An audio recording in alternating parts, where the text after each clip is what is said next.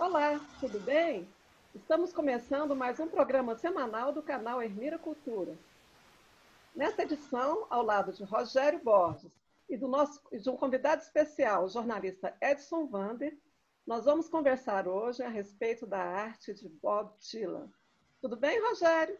Tudo bem, Edson? Olá, Rosângela, tudo bem? Um alô para o pessoal que está acompanhando a gente aqui no canal. Muito obrigado por ter aceitado nosso convite, Edson, para estar aqui com a gente como convidado especial. Acho que hoje o papo vai ser bastante interessante. Bom dia, Rogério. Bom dia, Rosângela, meus amigos queridos de longas datas do jornalismo. Obrigado pelo convite. Bom dia, boa tarde, boa noite para quem nos acompanha. E vamos lá, vamos conversar sobre as peripécias aí do Mr. Zimmerman. Pois é só dizendo que o Edson é um jornalista aí que tem um ótimo conhecimento musical, né? Já foi crítico musical do Jornal Popular e volta e meia está publicando análise sobre a música, sempre acompanhando a música, e por isso, né, ele tem a honra aí de nos prestigiar hoje neste nosso programa. Bom, e antes de começar também, eu gostaria de pedir a quem nos assiste que dê os likes, compartilhe o nosso conteúdo para que a gente possa ampliar o nosso alcance. Bom, mas vamos lá, né? Perto de completar 80 anos, o cantor e compositor norte-americano Bob Dylan não para de nos surpreender. Foi assim quando surgiu na cena cultural dos Estados Unidos da década de 1960, renovando o folk e gravando músicos que se tornaram marcos da contracultura. Canções de sua lavra, como Blowing the Wind e The Times They Are Changing, tornaram-se hinos de uma geração que foi protestar nas ruas das principais cidades norte-americanas, na luta popular pelo movimento dos direitos civis e pelo fim da Guerra Civil. Aliás, a Guerra do Vietnã, desculpe. As letras de suas canções tratam de política, filosofia, literatura, falam de amor e das injustiças sociais. Prestam homenagem aos grandes artistas da rica cultura musical de seu país. Refletem sobre o sentido da existência. Essas canções tocaram e continuam tocando corações e mentes de milhares de fãs ao longo de mais de 6 décadas de sua carreira. Carreira que foi coroada em 2016 com o Prêmio Nobel de Literatura. Com esse prêmio, Dylan mais uma vez quebrou um paradigma, sendo o primeiro artista pop a ganhar a mais alta honraria do mundo literário. Neste 2020, Bob Dylan surpreendeu novamente o público, confirmando o seu caráter de um artista original e inquieto. Lançou Rock and Roadways, o seu 39º álbum, com músicas inéditas em que ele reflete sobre a sua própria finitude e sobre os descaminhos de seu país. Bom, eu passo a palavra agora ao Edson Vander para falar um pouco desse novo, né, desse último e surpreendente disco de Bob Dylan. É com você, Edson. Então, Rosângela, Rogério e os amigos que nos acompanham, é surpreendente assim, você perceber a força do Bob Dylan com quase 80 anos, como você falou, né? O último disco de inéditas dele é de 2012, chama Tempest. É um disco muito bonito, é um disco com instrumentação muito rica e que foi muito bem recebido pela crítica e pelo público, depois de muitos anos também sem gravar novidades, né? Então, se passaram aí 8 anos, né? Ele se voltou para a grande canção norte-americana, numa série de álbuns tributários à música americana, né? E agora surge com esse disco que é realmente muito sui generis assim, na carreira dele, né? Tem críticos norte-americanos dizendo que é o disco mais importante dele desde pelo menos os anos 70, né? E é um disco com uma série de curiosidades, Rosângela e Rogério, que eu resumiria da seguinte forma. Não é um disco fácil, é um disco muito bonito, muito bem pensado, mas não é um disco fácil. Por quê? Porque ele destoa da sonoridade que o Bob Dylan sempre trouxe nas canções dele, né? É tributário do folk, né? do country, do rockabilly, né? Do bluegrass, enfim, todo esse histórico da música norte-americana da música popular norte-americana, que faz parte da trajetória dele, ele sempre lidou isso muito ricamente, né? E agora, nesse disco, são 10 canções, tem pouco mais de 1 hora de duração, ele traz uma instrumentação completamente enxuta. Você tem no álbum 3 blues tradicionais, típicos do Mississippi. Inclusive, numa das canções, ele faz uma homenagem a Jim Reed, que era um nome importante daquela época lá, do blues norte-americano. Mas isso só, do ponto de vista instrumental. As outras canções todas se valem apenas de instrumentação guia.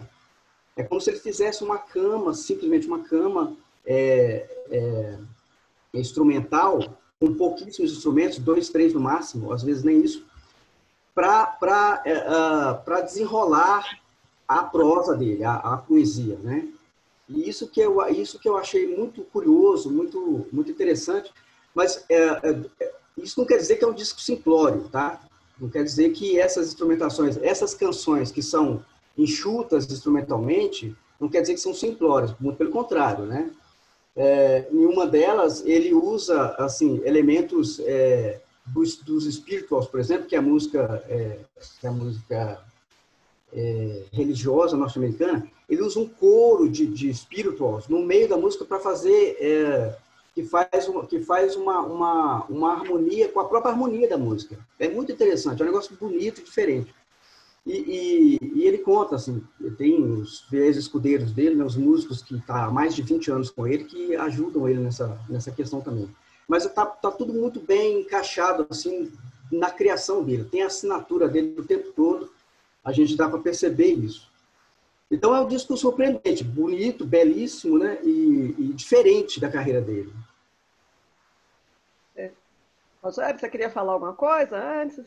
Não, o que eu achei interessante o Edson colocando essa questão do Bob Dylan, né, dele trazer essa, digamos assim, esse jeito mais econômico, né, em termos de arranjos e tal. E eu fico pensando o quanto para certos artistas que vão ficando mais experientes, né, que vão sabendo exatamente o que é a carreira deles, o quanto menos é mais, né, Edson? Assim, o quanto que eles realmente não se ocupam com detalhes, com enfeites, com firulas. Eles já têm uma capacidade de realização e eles têm uma linha estética tão bem consolidada e tão segura que eles não precisam de artifícios, né, para que eles possam comunicar aquilo que eles querem, né? Eu vejo isso muito em vários discos da maturidade, né, de grandes artistas. A gente percebe isso, né, dessa economia, dessa capacidade de não perder tempo com o supérfluo, né, Edson? Exatamente. E aí, gente, uma outra coisa que é muito interessante nesse álbum que você certamente deve ter notado também, principalmente a Rosângela, que é voltada nessa questão da poesia, é que ele como nunca, ele sempre foi muito próximo dos grandes poetas da língua inglesa, né? Você pegar na trajetória dele, você vai ver o tempo todo ele citando esses caras, né? Poe, Blake, Whitman, né? Mas ele fazia isso de uma forma indireta, vamos dizer assim, né? Ele se inspirava nos textos desse pessoal para compor. Agora, me parece que ele está sendo é como se ele quisesse ser mais objetivo e direto possível para todo o público. Ali não tem simbologia. Ele está citando literalmente os poetas, né? A primeira faixa do álbum, por exemplo, ele pensou de um poema de Walt Whitman, né, que é uma pessoa com quem ele sempre tabelou, vamos dizer assim, né? Assim como os nomes do blues, né? Os nomes da música country, que ele sempre fez tributo musicalmente a esse pessoal, na área literária, na área de letra, da canção, ele sempre fez tabelinha com esse pessoal, né? O Allen Ginsberg, por exemplo, o poeta Allen Ginsberg, ele chegou a fazer turnês com o Bob Dylan na década de 70, né? Isso está retratado, inclusive, num novo filme que foi feito pelo Martin Scorsese, que foi lançado ano passado, retratando uma das grandes turnês dele. Né? Então, uma outra coisa interessante nesse álbum é o seguinte, tratando exatamente dessa questão da palavra na nova música do Bob Dylan, ele fez uma música épica, que foi um dos símbolos que ele lançou antes até de lançar o disco oficialmente, que foi lançado no último dia 19 de junho, que é o Murder Most Fall, que é uma música que tem um veio completamente ligado ao assassinato do Kennedy, né? Essa música tem 17 minutos. Essa música tem uma instrumentação simplória, assim, simples, não simplória. É uma instrumentação guia para ele discorrer sobre a história norte-americana a partir do assassinato do Kennedy, né? E aí ia rolando uma série de eventos, elementos e personagens da história norte-americana. É muito interessante. Ele nunca tinha feito isso. Todas as músicas do Bob Dylan têm essa alegoria, né, da condição humana, da história, da guerra, da morte, mas nunca nesse nível, né? Uma outra canção que, antes de fechar o álbum, que dura 8 minutos, quase 9 minutos, também vai nessa linha, né?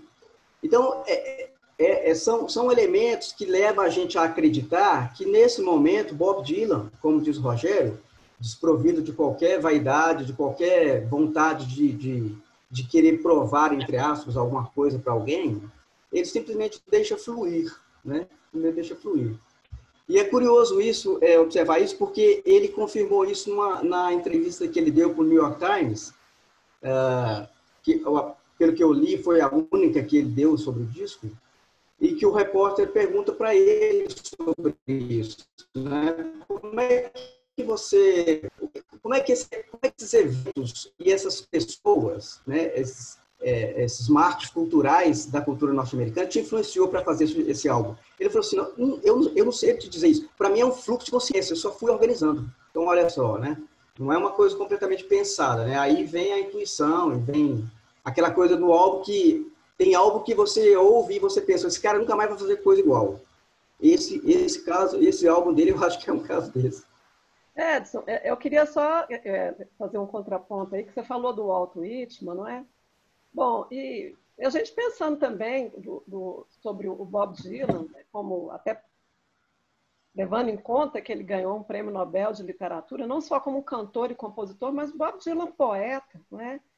E fazendo aí um contraponto, principalmente com essa música que fala do assassinato do Kennedy, Murder Most Fall, não é? Que eu li a respeito, e esse título é uma frase que ele retira ali do Hamlet, né? O assassinato mais vil. É o Hamlet falando do assassinato do seu pai, não é? O assassinato mais vil. E o Kennedy, a forma como ele foi morto, né? Inclusive uma letra da música fala assim: um bom dia para viver e um bom dia para morrer, sendo levado ao matadouro como um cordeiro sacrificial. Quer dizer, o Kennedy, né? Ali naquela dia terrível lá em Dallas, em 1963, como se estivesse sendo encaminhado, né, naquele cortejo, que era um cortejo que para ele era celebratório, mas na verdade era um cortejo fúnebre já, né, como se ele estivesse sendo levado ao sacrifício. E o Walt Whitman foi o cantor, vamos dizer assim, né, o vate, para a gente pegar lá né, os vates medievais, né, foi uma espécie assim de cantor do Novo Mundo, né, aliás, no século XIX, ali esses Estados Unidos da América que surgiam para a Europa como a terra, né, onde fluía leite e mel. Era assim que se falava dos Estados Unidos, a terra da liberdade. Os próprios versos, o próprio estilo do Walt Whitman ecoa isso, aqueles versos livres, né, aquele jeito de escrever, sem amarras, como se ele estivesse falando assim da própria terra onde ele vivia, aquela terra vasta, né? Aquela terra livre, a terra da prosperidade, aberta a todos, né? Que acolhia a todos. E me parece que quando o Bob Dylan faz esse disco, com essa música, ele também ali está, né, fazendo também, de certa forma, um poema épico, não é? Porque você mesmo falou, né, são 100 anos de história, do seu país, mas, e até o título aí do nosso programa, para falar do declínio do Império, parece que ele está falando, quer dizer, que é justamente o contrário, né? Quer dizer, o Walt Whitman celebrava a sua terra. Parece que o Bob Dylan está chorando e lamentando, né? O que é que aconteceu com o seu país, né? Quando ele fala, por exemplo, tem um trecho também dessa música que eu anotei aqui, que ele fala assim: liberdade, ó liberdade, apenas homens mortos são livres. Quer dizer, a liberdade no seu país parece que não é mais aquela terra livre, né, como era aquela terra celebrada pelo Walt Whitman. E a gente pensa, né, o contexto em que essa letra, que a gente não sabe exatamente quando ela foi composta, mas a gente tem aí o governo Trump, nessa tragédia que é o governo Trump, esse avanço da extrema-direita nos Estados Unidos, né? Toda essa intolerância que se vê nos Estados Unidos. Você acha que dá para pensar, né, o que o Bob Dylan faz assim, nesses termos assim, que eu estou apresentando para você?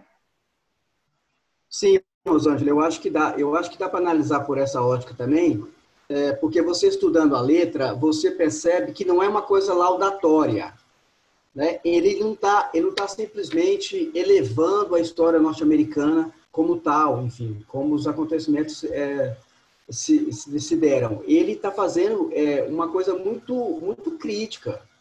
Quer dizer, ele faz essa coisa de elencar os marcos históricos do país, mas, no entanto, ele pontua o que deu errado, né? E essa coisa da luta pelos direitos civis fica muito claro, não só nesse álbum, mas na própria história do Bob Dylan. O Bob Dylan, na década de 60, quando começou o movimento pelos direitos dos negros, ele foi muito simpático à causa. Ele sempre apoiou a causa. Ele chegou a fazer shows, mini turnês. Na época eu me lembro que é uma canção muito conhecida dele, Hurricane, é uma canção muito conhecida dele. E essa música foi composta para homenagear um boxeador negro que foi acusado injustamente na época de assassinato, né? E ele fez essa canção. Então, assim, o Bob Dylan, mas isso é típico dos artistas que têm o espírito livre, né? Esses caras, eles não estão para fazer textos, para fazer arte, só de demonstração. Eles querem fazer pensar, eles são muito atentos à sua época, né? De forma crítica. E eu tenho certeza que essa canção, Murder Most Fool, ela está fazendo isso com os Estados Unidos. Ela está rememorando o que é a formação da cultura e da história norte-americana, mas de uma forma muito, muito consciente e muito crítica, né? Eu não tenho dúvida de que o Bob Dylan não deve achar bacana Donald Trump, né? Isso é meio patente. Inclusive, nessa própria entrevista que ele deu ao New York Times, falando do disco, o repórter pergunta para ele, né, sobre esse último episódio do assassinato do Floyd, George Floyd, lá nos Estados Unidos. É claro que o disco não pega esse período, porque isso é recentíssimo, né? Essa coisa aconteceu agora e o disco é de 19 de junho. Ele começou a lançar as primeiras canções no final de março. Inclusive essa canção que abriu os símbolos do disco. Mas ele se mostra muito claramente desconfortável e até revoltado com a situação, né? E pedindo por justiça. Não, isso tem que ser resolvido da melhor maneira possível, tem que ter justiça nisso. Então, o Bob Dylan é isso. Bob Dylan é uma figura completamente libertária, tributária dos grandes nomes da cultura norte-americana, e até fora. Esse disco ele cita Chopin, ele cita grandes vultos da música mundial, né, da música clássica. Ele cita Indiana Jones, que é uma coisa completamente pop, né, um cinema pop norte-americano,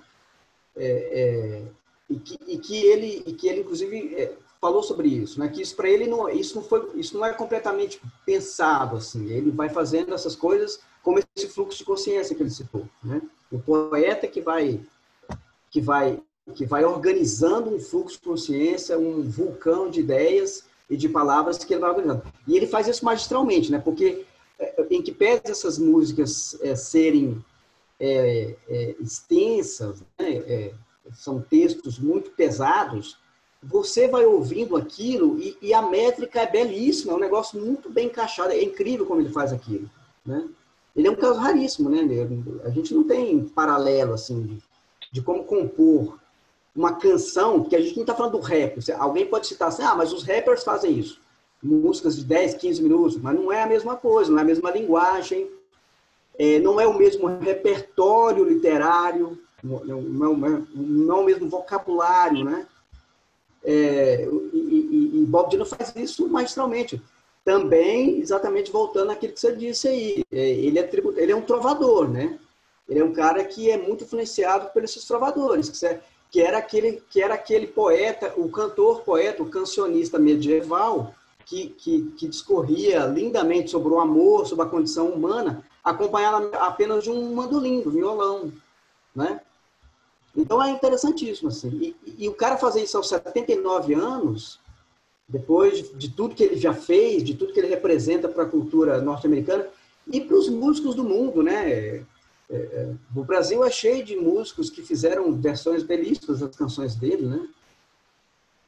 É isso. Uma coisa, uma questão também que eu acho interessante a gente pensar no Bob Dylan, né? Que o Edson falou a respeito de como ele se engajou nas lutas pelos direitos civis e contra a guerra do Vietnã, nos anos 60, anos 70. E eu acho que ele é muito artista do seu tempo, né? Quando a Rosângela fala desse declínio do império, né? Me parece que ele vem se incorporar a um certo movimento que a gente já percebe também há algum tempo na literatura americana, né? Eu cito sobretudo o Philip Roth, né? Quer dizer, o Philip Roth, ele lança em 1997, né? Um dos seus maiores clássicos, que é a Pastoral Americana, em que ele faz uma radiografia dessa sociedade. Mas quando vem os atentados de 2001, o Philip Roth ele busca traduzir aquele evento de outra maneira. E ele lança um outro clássico, que é o Complô contra a América. E quando a eleição do Trump ocorreu, muita gente se lembrou desse livro do Philip Roth, porque ele conta exatamente como seria se um candidato isolacionista e simpático ao nazismo houvesse ganhado uma eleição nos Estados Unidos contra o Roosevelt. E esse candidato é o Charles Lindbergh, que era um herói, né? Que foi o primeiro cara a atravessar o Atlântico de avião, depois teve aquela história do sequestro do filho dele e tal. E aí ele coloca o Charles Lindbergh na Casa Branca, nesse roteiro do Philip Roth, e ele começa a aprovar leis antissemitas de perseguição a judeus nos Estados Unidos. E tem uma certa emparelhamento ideológico com a Alemanha nazista, né? E o que o Philip Roth quer dizer aí? Não é só uma fantasia política. Ele está querendo dizer que esse espírito está nos Estados Unidos, ele existe, ele está ali, né? Então, é interessante a gente perceber como essa desconstrução daquilo que a Rosângela colocou, que o Walt Whitman fazia, né? De uma espécie de Éden, né? Sobre a Terra, né? De um Éden da liberdade. Isso é mais ou menos isso, não é isso exatamente. Então, o Philip Roth ele vem e quebra isso, né? De uma forma muito forte. Quando eu vejo o Edson falar dessas canções novas do Bob Dylan, me parece que há um certo prosseguimento desse raciocínio e que vem de longe e que mostra qual é o nosso tempo, né? Quando a gente vê, por exemplo, o que aconteceu no furacão Katrina, não muito tempo depois dos atentados do 11 de setembro, em que as pessoas simplesmente foram abandonadas para morrer. Em que foi uma coisa assim que parecia a cena parecia de um país extremamente pobre da África, por exemplo, que não tinha recursos para acudir aquelas pessoas, e elas foram morrendo, né? Quer dizer, não tinha como retirá-las, não tinha como dar abrigo, não tinha como dar comida. Então isso e aquilo expôs de uma forma tão forte a desigualdade nos Estados Unidos, o país mais rico do mundo, o império e tal. E isso, novamente, acontece agora, né? Assim, com essa chaga do racismo sendo novamente olhada, porque não é uma cicatriz que nunca se fechou, com a história da pandemia, que mata muito mais negros do que brancos, muito mais pobres do que ricos, né? Então, assim, com o sistema de saúde americano que não é universal, que as pessoas têm medo de ir para o hospital, mesmo no estado grave, porque não tem dinheiro para pagar a conta desse hospital.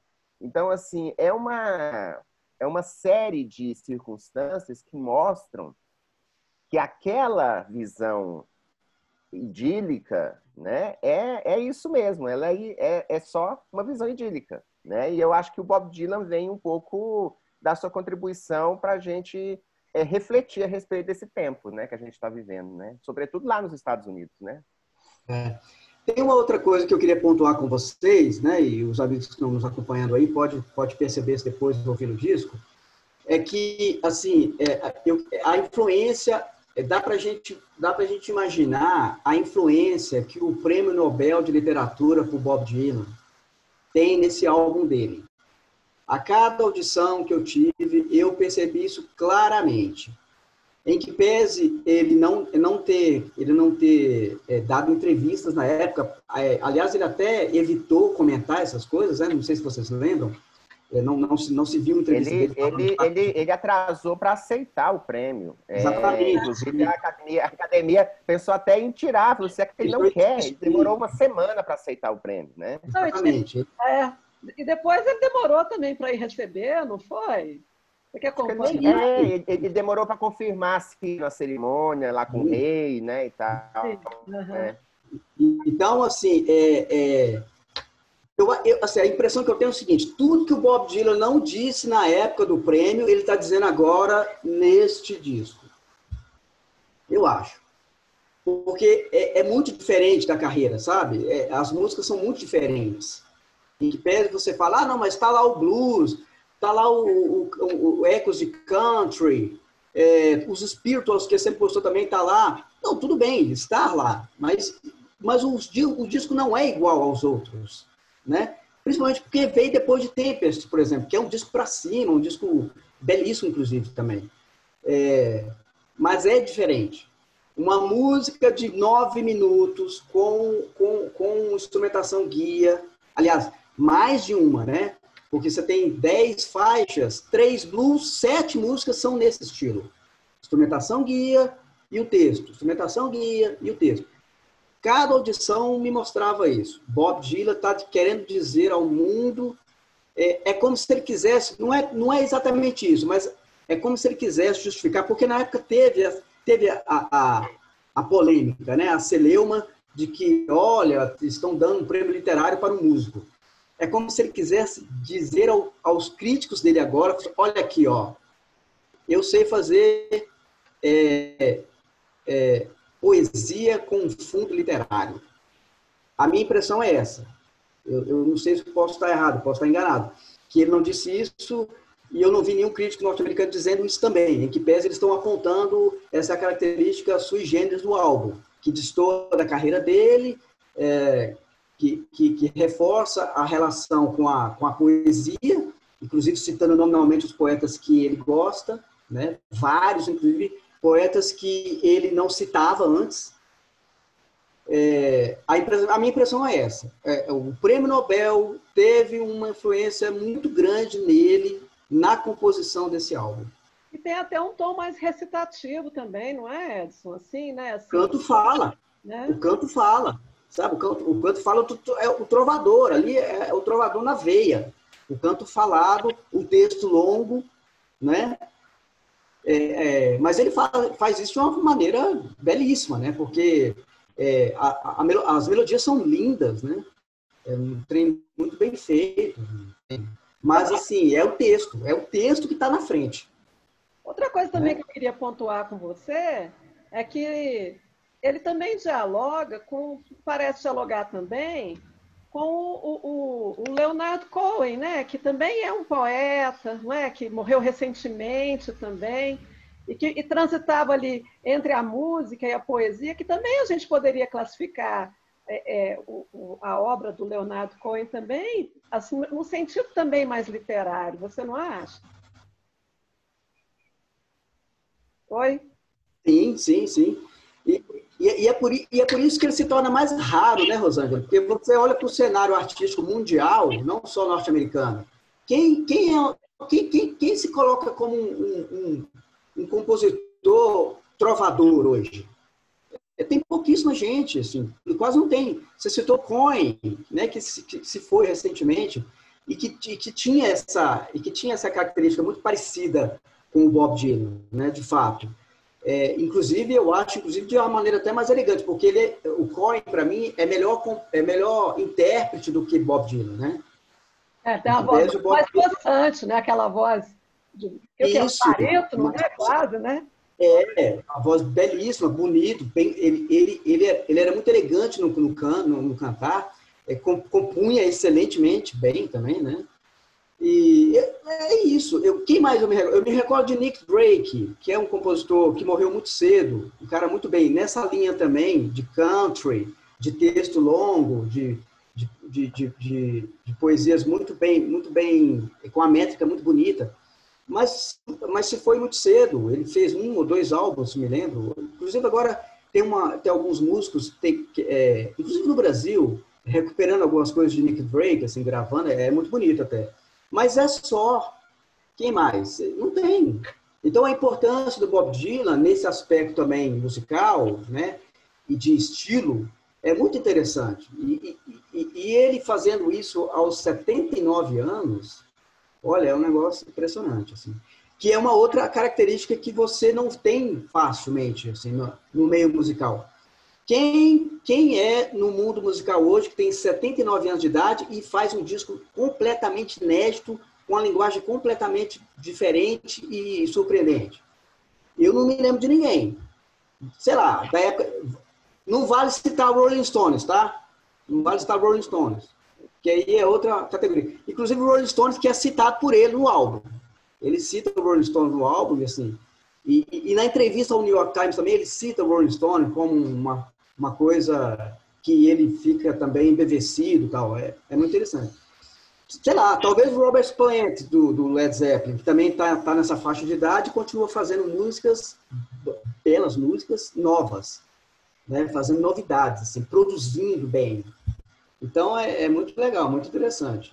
E isso aumenta a importância dele para a gente, para o mundo da música hoje, né? O Edson citou, né, a polêmica da concessão do Nobel de Literatura para o Bob Dylan, né? E aí existe uma justificativa para essa polêmica, né? Assim, primeiro, claro, inédito, né? Um compositor, um letrista, né? Um poeta da música ser agraciado, que aí é bacana. A questão é que o Nobel ele tem dois critérios. Ele tem um critério da qualidade literária, mas tem o critério da política, da geopolítica mundial. Então, quando você dá um Nobel, por exemplo, para uma região, você não costuma não repetir aquela região nos próximos anos. Você alterna os continentes, você alterna as línguas e tal. E quando deram o Nobel em 2016 para Bob Dylan, a impressão que as pessoas ficaram é que ele a fila, né? É que o Nobel tinha que ir para o Philip Roth, por exemplo, né? Ou sei lá, pro Cormac McCarthy, que é outro cara, né, assim, fantástico da literatura norte-americana. E aí eles falaram assim, o Philip Roth nunca ganha o Nobel, por que ele nunca ganha o Nobel? E aí deram o Nobel em 2016 pro Bob Dylan, e em 2018 o Philip Roth morreu. E aí as pessoas falam, aí, ó, né?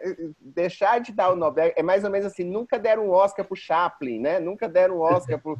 Então, assim, é aquela história, né? Das pessoas achar que é injustiça. É claro que não é nada contra o Bob Dylan, né? Mas as pessoas têm um pouco isso porque você deixou de agraciar um monumento da literatura mundial, né? Assim, que sempre foi preterido. E não é culpa do Bob Dylan. Bob Dylan tem nada a ver com isso, como ninguém que ganhou antes do Bob Dylan, porque o Philip Potter cotado para Nobel, era cotado para Nobel desde os anos 90 e nunca ganhou.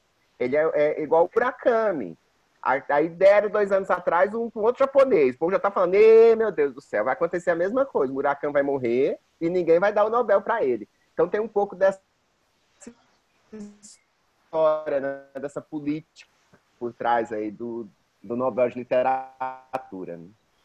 Gente, a conversa está muito boa, mas infelizmente está chegando aqui o tempo da nossa gravação, tem que encerrar, né?